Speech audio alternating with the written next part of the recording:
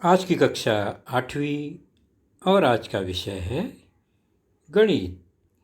गणित विषय में हमारा आज का जो पाठ होगा वह है आपके पाठ्य पुस्तक से पाठ 8वां, क्वाड्रिलेटरल कंस्ट्रक्शन एंड टाइप्स, अर्थात चतुर्भुज की रचना और चतुर्भुज के प्रकार। और मैं हूँ मार्गदर्शक अजय कुमार मौर्य। चलिए शुरू करते हैं अपना टॉपिक। तो हमारी आज की जो चर्चा होगी बच्चों, सबसे पहले दिए गए मापों के आधार पर चतुर्भुज की रचना करना, उसका हम एक उदाहरण देखेंगे और फिर चतुर्भुज के कुछ प्रकार देखेंगे और उसके गुणधर्म पर आधारित कुछ एक प्रश्न भी हल करेंगे। तो चतुर्भुज की रचना या भूमितीय आकृतियों की रचना के लिए कुछ प्रमुख साधन साहित्य की आवश्यकता पड़ती है। उन्हें हम जान लेते हैं फटाफट। कोण मापक आप जानते ही हैं, इससे कोण मापा जाता है। प्रकार, गोला प्रकार, लंगड़ा प्रकार जिसे कहते हैं, मापन पट्टी स्केल, और प्रमुख हथियार है हमारा पेंसिल। तो ये सब मिलकर एक भूमितीय आकृति की रचना करते हैं। हम इसका प्रयोग अच्छी तरह से जानते हैं, फिर भी हमें कुछ छोटी छोटी रचनाओं को पहले समझ लेना है जिसका उपयोग हम इस चतुर्भुज की रचना में करते हैं या करेंगे। सबसे पहले रेखाखंड की रचना। सिंपल सी बात है, रेखाखंड ए बी 5.60 सेंटीमीटर बनाना है तो कैसे बनाएंगे? तो पट्टी पर शून्य का निशान देख रहे हैं आप, बिल्कुल सही। और वहाँ से 5.7 सेंटीमीटर गिनेंगे हम, और वहाँ पर जाकर हमारी पेंसिल रुक जाएगी। तो ये बन गया 5.7 सेंटीमीटर का एक रेखाखंड। आवश्यकता अनुसार हम इसका नाम दे सकते हैं अंत बिंदुओं द्वारा, और उसकी लंबाई जो है वो हम लिख सकते हैं। तो ये एक सामान्य रचना है, हमने जाना है, हमने सीखा है। उसके बाद कोण की रचना, अर्थात चांदे या डी का प्रयोग, कोण मापक का प्रयोग कैसे करते हैं? तो रेख ए बी 5.7 सेंटीमीटर है और कोण ए बी सी 55 अंश है, ये बनाना है हमें। तो पहले ए बी बनाना है 5.7। कैसे बनाते हैं? अभी हमने बनाया इसके पहले। 5.7 का ए बी बन गया। अब बी पर कोण जो है वो 55 अंश का है, ए बी सी कहीं ऊपर होगा निश्चित है। तो बी पर कोण बना, इसलिए कोण मापक का केंद्र बिंदु बी पर होगा। और रेखाखंड के लेफ्ट साइड से हम गिनेंगे, क्योंकि राइट में हमने रख दिया है बी पर चांदा, तो लेफ्ट से हम गिनेंगे और 10, 0, 10, 20, 30 जहाँ होगा देख रहे हैं, वहाँ से गिनते गिनते हम कहाँ जाएंगे? 50, 5, 55 तक। वहाँ एक बिंदु बना देंगे और फिर उस बिंदु को बी से मिला देंगे।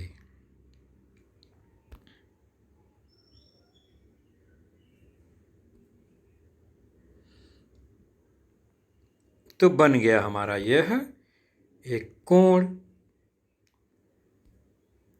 नाम दे देंगे ए बी सी, और माप है इसका 55 अंश। इस तरह से दिए गए माप का हमने कोण भी बनाना सीखा है। रेखाखंड का लंब समद्विभाजक कैसे खींचते हैं आपको पता है? एक रेखाखंड है, उसका लंब समद्विभाजक खींचना हो तो उसके अंत बिंदुओं पर आधे से अधिक दूरी का माप लेकर, यानी एक चाप लगाते हैं रेखाखंड पर। आधे से दूरी अधिक है, चाप लगा दिया। यहाँ हमने राइट साइड पर रख के चाप लगाया, राइट बिंदु पर। फिर रेखाखंड के लेफ्ट बिंदु पर भी सेम ऐसी रख के उसी चाप को लगाना है, उसी माप को। तो ये चाप क्या करेगा?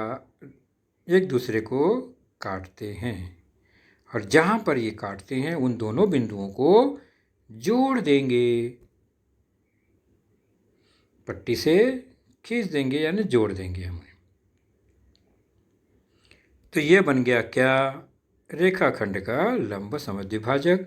अब देखेंगे तो माप यह 90 अंश का ही होगा, लंब हो गया, और पट्टी से नाप के देखेंगे तो दोनों आधे आधे हो जाएंगे, या गुनिया से हम इसको नाप सकते हैं।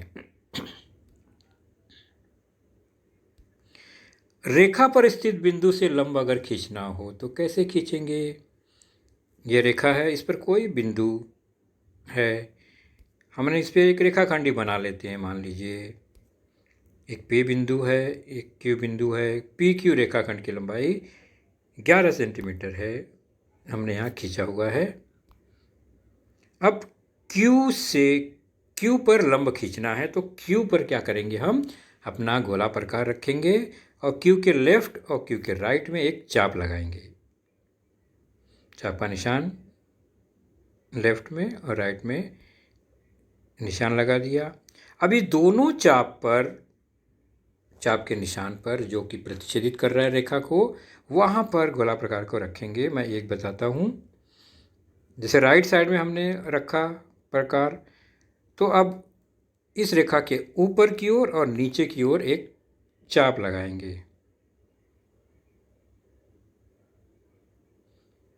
तो नीचे से ऊपर एक चाप लगाएंगे इस तरह से, तो ये चाप बन गया। अब दूसरा क्या करेंगे, तो जो लेफ्ट साइड में हमारा चाप था वहाँ पर ये वाले बिंदु पर रखकर फिर उसी माप का चाप लगाएंगे। अब मैं यहाँ पर गोला प्रकार नहीं दिखाऊंगा, अब केवल चाप दिखाऊंगा। तो यहाँ पर गोला प्रकार का नोक रखकर हमने चाप ऊपर और नीचे लगाया जैसे कि पहले लगाया।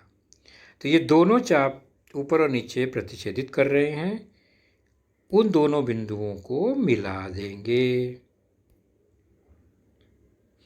जहाँ पर चाप प्रतिच्छेद करते हैं देखेंगे कि वह Q से होकर ही जा रहा है। तो ये Q पर लंब हो गया। दिए गए रेखा पर स्थित बिंदु पर लंब खींचा हमने, तो ये लंब हो गया। तो ये सब बेसिक चीज़ें हैं जो हमें पहले से आनी चाहिए और हमें आती भी है। तो इन सभी गुणधर्मों का मिला जुला के हम फिर उपयोग भूमितीय आकृतियों में करते हैं। अब चलते हैं एक चतुर्भुज की रचना करके देखते हैं। तो चतुर्भुज की रचना के लिए पहले चतुर्भुज में क्या घटक होते हैं, कितनी जानकारी होनी चाहिए एक बनाने के लिए चतुर्भुज, वो जानना जरूरी है। तो चतुर्भुज में कुल 10 घटक होते हैं, ये हमको पता है। 4 भुजा, 4 कोण और 2 विकर्ण, कुल मिला के 10। और चतुर्भुज के इन 10 में से विशिष्ट 5 घटकों की अगर जानकारी या माप पता हो तो हम चतुर्भुज की रचना कर सकते हैं। और चतुर्भुज की रचना करते समय त्रिभुज की रचना जिस प्रकार की जाती है उसी प्रकार, उसी गुणधर्म, उसी तरीके का उपयोग करते हुए हम चतुर्भुज की रचना करेंगे, क्योंकि एक चतुर्भुज में विकर्ण के आधार पर 2 त्रिभुज बन जाते हैं। तो किसी भी आकृति की रचना अगर करनी है तो सबसे पहला काम है उसकी कच्ची आकृति बनाना, यानी हम एक रफ आकृति बनाएंगे कि दिए गए माप उसमें हमें दिखाई दे, और फिर हम डिसाइड करेंगे कि शुरुआत कहाँ से करनी है। उदाहरण देखते हैं। चतुर्भुज की 4 भुजाएं और एक विकर्ण का माप दिया गया है और हमें क्या करना है, चतुर्भुज की रचना करनी है। तो चतुर्भुज PQRS की रचना करो जिसमें PQ 5.6 है, लेंथ QR 5 है, लेंथ PS 4.3 है, लेंथ RS 7 है और लेंथ QS 6.2 है। ये आपके पाठ्यपुस्तक का ही उदाहरण है, पेज नंबर 41 पर है ये। तो कैसे रचना करनी है वह हम समझने का प्रयास करते हैं पहले। तो सबसे पहला काम है चतुर्भुज PQRS की कच्ची आकृति बनाना। तो कच्ची आकृति बनाते हैं हम इस तरह से, एक कच्चा आकार खींच दिया हमने। भुजा की लंबाई का कोई अनुपात हमें पता नहीं इसमें। अब उसमें जो लंबाई दी गई है PQ 5.6, तो PQRS पहले नाम लिख दिया 5.6, फिर QR 5, PS 4.3, SR 7 और QS ये जो विकर्ण है एक, वो 6.2 हो गया दी गई जानकारी के आधार पर। तो अब इस कच्ची आकृति को ध्यान से देखेंगे तो मैंने पहले ही बताया है कि चतुर्भुज की रचना करनी है तो त्रिभुज की रचना के आधार पर बनाएंगे, यानी हम यहाँ पहले त्रिभुज को खोजना है। तो दो त्रिभुज बन रहे हैं इसमें, देख रहे हैं ना, एस क्यू के नीचे की तरफ लेफ्ट साइड में और ऊपर यानी राइट साइड में दो त्रिभुज बन रहे हैं, यानी हमें इन दो त्रिभुजों को ध्यान में रखकर चतुर्भुज की रचना करनी है। बीच में जो कॉमन विकर्ण है उसको पहले बनाएंगे, फिर उसके ऊपर दो भुजा एक तरफ और उसके नीचे दो भुजा एक तरफ, इस तरह से दो त्रिभुज बन जाएंगे। तो शुरुआत करते हैं। सबसे पहला काम, एस क्यू जो विकर्ण है उसको खींचेंगे, वो है 6.2। तो 0 से शुरू करते हुए 6.2 पर पहुंच गए। ये हो गई हमारी एक रेखाखंड एस क्यू जो कि यहाँ विकर्ण है 6.2 सेंटीमीटर। गुड। अब हम एस क्यू के ऊपर की तरफ एक बिंदु आर बनाएंगे और नीचे की तरफ बिंदु पी बनाएंगे और जोड़ने पर चतुर्भुज तैयार हो जाएगा। तो जो जो नाप दिया गया है उसी नाप के आधार पे हम बनाएंगे। तो सबसे पहले क्या करेंगे, गोला प्रकार का एक नोक क्यू पर रखेंगे और कच्ची आकृति में देखते हैं तो क्यू के लेफ्ट में पी है नीचे की तरफ, वो 5.6 है, यानी यहाँ पर 5.6 का चाप लगाएंगे और पी को खोजने का प्रयास करेंगे। तो हम एक चाप लगाते हैं, 5.6 है तो 5.6 का एक चाप क्यू से यहीं कहीं पी इसी पर होगा, क्यू पर रख कर लगा दिया। उसी प्रकार अब क्या करेंगे, एस पर रखेंगे और देखते हैं तो एस से पी कितना है, 4.3, यानी 4.3 का यह एक चाप है वह लगाएंगे और इसी चाप पर कहीं पी भी होगा और ये दोनों चाप जहाँ पर काट रहे हैं मतलब वही पी हुआ। तो यहाँ पी मिल गया हमें। Okay, very good. अब क्या करेंगे, पी से क्यू जोड़ देंगे,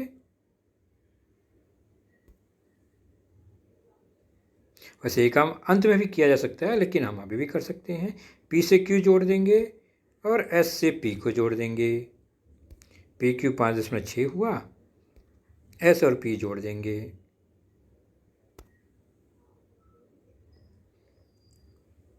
तो एस और पी 4.3 है। तो ये एक त्रिभुज नीचे वाला हिस्सा बन गया। ठीक इसी प्रकार ऊपर वाला त्रिभुज यानी जहाँ पर आर बिंदु है ऊपर वो बनाना है। तो क्या करेंगे, फिर से क्यू पर चाप रखेंगे और गोलाकार रखेंगे और चाप लगाएंगे 5 का, क्योंकि आर जो है 5 दूरी पर है, 5 सेंटीमीटर। उसी तरह एस पर रखेंगे चांदा गोला प्रकार और 7 सेंटीमीटर का चाप लगाएंगे। दोनों चाप जहाँ पर काटेंगे वही बिंदु हो जाएगा आर। यहाँ पर मैं गोला प्रकार नहीं बताया, मैंने पहले दो हमने देखा कैसे बनाया, ठीक उसी प्रकार इसको बनाना है। अब आर से क्यू और आर से एस को जोड़ देंगे पट्टी की सहायता से। आर क्यू 5 हो जाएगा अपने आप चाप के कारण और आर एस भी हो जाएगा 7 सेंटीमीटर। तो इस तरह से हमारा जो अभिष्ट त्रिभुज मतलब जो त्रिभुज कहा गया था वो हमने बना लिया, है ना आसान बात। तो इस तरह से चतुर्भुज की रचना हमने देखी एक। तो चतुर्भुज के विविध मापों यानी कोण और भुजाओं के विकर्णों के आधार पर चतुर्भुज के कुछ प्रकार हमें देखने हैं, जिनमें पहला प्रकार है आयत, दूसरा वर्ग, तीसरा समचतुर्भुज, चौथा समांतर चतुर्भुज, समलंब चतुर्भुज और अंत में यह है पतंग। तो इन विविध भूमितीय आकृतियों पर हमें चर्चा करनी है, उनकी मापों के, भुजाओं के, कोणों के, विकर्णों के विविध मापों के आधार पर हमें चर्चा करनी है। तो शुरुआत करेंगे पहली आकृति आयत। तो कोई भी चतुर्भुज, यहाँ मान लिया ABCD है, अगर इसके चारों कोण अगर समकोण हैं तो आयत हो गया। बहुत सिंपल सी बात है। भुजाओं की लंबाई के बारे में सोचना नहीं। अगर चारों कोण समकोण हो गए तो वह आकृति आयत होती है। तो जिस चतुर्भुज के चारों कोण समकोण होते हैं उसे आयत कहते हैं। आयत को समकोण चतुर्भुज भी कहते हैं क्योंकि उसका प्रत्येक कोण समकोण है, यह निश्चित है। भुजा जो है, जो संगत भुजा है वह संलग्न भुजा है, वह छोटी बड़ी हो सकती है, लेकिन कोण समकोण ही रहेंगे। चेक कर लेते हैं मापों के आधार पे। हमने समकोण बना दिया है लेकिन भुजाओं की लंबाई चेक करते हैं। तो एक भुजा BC जो है वो 10 है, उसके ठीक सामने एक भुजा AD जो है वो भी 10 है। गुड। तो सम्मुख भुजा सर्वांगसम हो गई, एक जोड़ी। चलो दूसरी देखते हैं। ये भुजा AB 5.5 और DC भी 5.5। Very good. तो ये सम्मुख भुजा भी सर्वांगसम है। तो आयत की सम्मुख भुजाएं परस्पर सर्वांगसम होती है, यानी लंबाई लंबाई के बराबर, चौड़ाई चौड़ाई के बराबर। अब विकर्ण देखते हैं, विकर्ण BD और विकर्ण AC। ई पर काट रहे हैं यहाँ पर। BD की लंबाई आप देख रहे हैं लगभग 11.4 सेंटीमीटर है, एक विकर्ण। दूसरा विकर्ण देखते हैं AC, वो भी लगभग 11.4 सेंटीमीटर ही होगा। सही सही पट्टी से नापेंगे तो इसका मतलब आयत के विकर्ण सर्वांगसम तथा एक दूसरे के समद्विभाजक भी होते हैं। ये समद्विभाजक चेक करना है तो A से E से C मापेंगे और BE और ED नापेंगे और दोनों की लंबाई जो जोड़ी है उसकी समान आएगी। मतलब वे क्या हैं, विकर्ण सर्वांगसम भी हैं और एक दूसरे के समद्विभाजक होते हैं। ये दो प्रमुख गुणधर्म हमें मिले। पहला कि सम्मुख भुजाएं सर्वांगसम, दूसरा विकर्ण सर्वांगसम और समद्विभाजक होते हैं एक दूसरे के।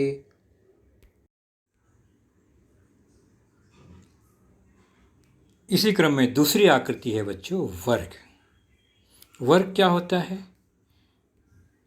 तो वह चतुर्भुज, यहाँ पर देख रहे हैं एक चतुर्भुज बना दिया ABCD, इसके चारों कोण समकोण हैं लेकिन चारों भुजाएं भी समान हैं।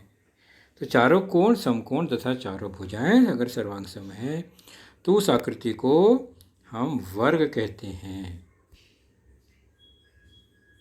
यहाँ पर देख रहे हैं भुजा की लंबाई 5.5 सेंटीमीटर आ रही है, एक जोड़ी सम्मुख की और दूसरी जोड़ी भी सम्मुख 5.5, मतलब चारों भुजाएं सर्वांगसम हैं और चारों कोण भी सर्वांगसम है, इसलिए ये वर्ग है। अब उनके विकर्ण के कुछ खास गुणधर्म देख लेते हैं। विकर्ण एक दूसरे को एक बिंदु पर प्रतिच्छेदित कर रहे हैं E पर। एक विकर्ण की लंबाई है 7.8 सेंटीमीटर, तो दूसरे विकर्ण की लंबाई आ रही है वह भी 7.8 सेंटीमीटर, अर्थात विकर्ण एक दूसरे के सर्वांगसम हैं और समद्विभाजक भी हैं। और कोण देखेंगे E पर तो वह समकोण है, मतलब वे लंब समद्विभाजक होते हैं। आप इसे माप कर चेक कर सकते हैं। और जो विकर्ण होते हैं वो सम्मुख कोणों को समद्विभाजित करते हैं, मतलब सम्मुख कोण, सभी कोण समकोण हैं तो विकर्ण के कारण वे कोण जो है वो सब समद्विभाजित हो जाते हैं, 45-45 अंश के हो जाते हैं। चतुर्भुज के प्रकार में अगली आकृति है समचतुर्भुज। सम मतलब समान, समान भुजा वाला चतुर्भुज। तो वर्ग भी समान भुजा वाला था लेकिन वहाँ पर विशेष एक बात थी कि समकोण होना चाहिए कोण। यहाँ समचतुर्भुज में चारों भुजाएं समान हो गई तो वह समचतुर्भुज हो गया, यानी वर्ग भी समचतुर्भुज ही हुआ ना, इसका मतलब एक प्रकार का। तो हर वर्ग जो है वो समचतुर्भुज तो होता ही है, लेकिन हर समचतुर्भुज वर्ग नहीं हो सकता है क्योंकि समचतुर्भुज में यह शर्त नहीं है कि उसका कोण समकोण हो।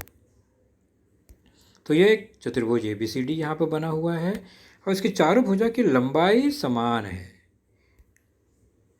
6 है, 6, यहाँ दूसरी तरफ भी 6 और 6, चारों भुजाओं की लंबाई समान हो गई तो बन गई है समचतुर्भुज। अब इसके कुछ विशेष गुणधर्म देखते हैं। तो विकर्ण की लंबाई छोटी बड़ी है, लेकिन वे एक दूसरे पर लंब हैं।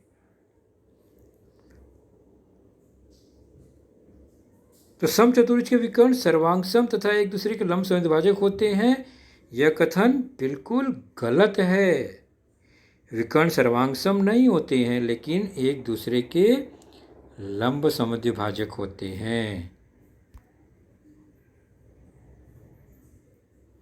लेकिन सम्मुख कोणों को समद्विभाजित करते हैं।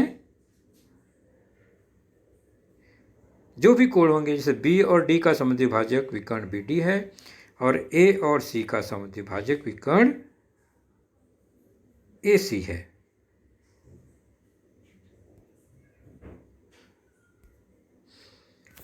तो इनमें कौन सी बातें बच्चों कुछ मिस्टेक है, गलत है जो लिखा है, उस पर हमें जोर देना है। आपने ध्यान दिया, मैंने बताया वहाँ विकर्ण एक दूसरे के लंब समद्विभाजक होते हैं, लेकिन सर्वांगसम नहीं होते हैं। कन्फ्यूज़न है ये, इसलिए मैंने यहाँ लिखा है ताकि वर्ग जैसा ही लगे आपको, तो आप जल्दीबाजी में इसको सर्वांगसम लिख देंगे विकर्ण, जबकि समचतुर्भुज के विकर्ण सर्वांगसम नहीं होते हैं। ये बात ध्यान रखेंगे।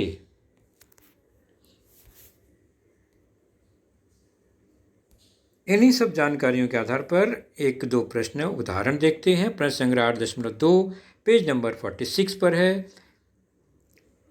किसी आयत का विकर्ण 26 सेंटीमीटर हो तथा एक भुजा 24 सेंटीमीटर हो, तो आयत की दूसरी भुजा ज्ञात कीजिए। प्रश्न हल आपको ही करना है, मैं हिंट बताता हूँ। पहले ये एक आयत है, जैसा कि प्रश्न में कहा गया है। हमने उसके एक भुजा 24 है और विकर्ण 26 है, ये बना दिया। अब हमने दूसरी भुजा ज्ञात करनी है। चलिए इसका नाम दे देते हैं, आयत ABCD। अब हल कैसे शुरू करेंगे? तो सबसे पहले मान लेंगे कि यही वो आयत है ABCD, जिसमें विकर्ण AC 26 है और भुजा AB 24 सेंटीमीटर है। तो AB 24 सेंटीमीटर है, तो समकोण त्रिभुज ABC में, ध्यान से देखेंगे, ये समकोण त्रिभुज हुआ। AC square equal to AB square plus BC square. कारण क्या होगा? पाइथागोरस प्रमेय से। बस बाकी काम हमारा आसान हो गया। AC के बदले 26, AB के बदले 24 और हल करेंगे। तो 676 equal to 576 plus BC square. BC square का मान आप ज्ञात करेंगे समीकरण हल करके, तो आपको 10 प्राप्त हो जाएगा। आप ही स्वयं हल करेंगे तो BC 10 मिल गई, मतलब दूसरी भुजा 10 सेंटीमीटर होगी। आप स्वयं अपने नोटबुक में इसे हल करेंगे। 8.2 पेज नंबर 47। पांचवा प्रश्न है, समचतुर्भुज ABCD के विकर्णों की लंबाई दी गई है 16 और 12। तो समचतुर्भुज की प्रत्येक भुजा की लंबाई और परिमिति ज्ञात करनी है। तो पहले हम कैसे हल करेंगे? सेम वही तरीका है। एक समचतुर्भुज बनाया हमने, कच्ची आकृति है ये हमारे लिए। उसमें विकर्ण एक है 16 और बड़ा विकर्ण 16, छोटा 12, बराबर। और चूंकि हमें पता है गुणधर्म कि ये समचतुर्भुज के विकर्ण एक दूसरे को लंब पर समद्विभाजित करते हैं, यानी समकोण होते हैं और समद्विभाजित भी करते हैं। इसका अर्थ हुआ कि DE जो है वो 6 हो जाएगा और EB 6, क्योंकि पूरा DB 12 है। उसी प्रकार AC भी आधे आधे हो जाएंगे, 8 और 8। अब इसमें 4 समकोण त्रिभुज है। हम किसी भी एक समकोण त्रिभुज को लेकर, मान लीजिए हमने AED लिया, इसी समकोण त्रिभुज में हम पाइथागोरस लगा देंगे। तो माना समचतुर्भुज ABCD में जानकारी के हिसाब से विकर्ण AC 16, BD 12 है। तो समकोण त्रिभुज AED में हम क्या करेंगे? AD का वर्ग बराबर AE का वर्ग धन ED का वर्ग। क्यों? कारण क्या होगा? पाइथागोरस प्रमेय। बाकी क्या करना है ये आपको अच्छी तरह से पता है। AD का मान निकालना है, AE का मान 8, ED का मान 6। हल करेंगे 8 का वर्ग, 6 का वर्ग, 64, 36, 100, अर्थात AD आ जाएगा 10। तो एक भुजा 10, सभी भुजा 10, परिमिति हो जाएगी 10 गुणे 4, 40 सेंटीमीटर। तो यह आपको ही हल करना है।